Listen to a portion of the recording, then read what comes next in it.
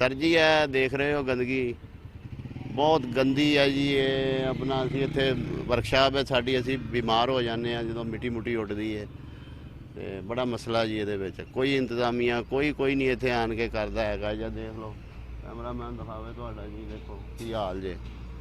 ਤੇ ਸਰ ਮੈਂ ਕੋਈ 6 ਮਹੀਨਿਆਂ ਬਾਅਦ ਨਾ ਮੈਂ ਲੇਟ ਹੋ ਗਿਆ, ਘਰ ਨਹੀਂ ਜਾ ਸਕਿਆ। ਮੈਂ ਹੋਟਲ ਦੇ ਉੱਪਰ ਸੌਣ ਲੱਗਾ, ਯਕੀਨ ਕਰੋ ਹਲਫ ਦੇ ਕੇ ਗੱਲ ਕਹਿਣਾ, ਮੈਨੂੰ ਮੱਛਰ ਨੇ ਸੌਣ ਨਹੀਂ ਦਿੱਤਾ। ਇੰਨੀ ਕੁ ਟੈਨਸ਼ਨ ਹੈ, ਇੰਨੀ ਕੁ ਟੈਨਸ਼ਨ ਹੈ।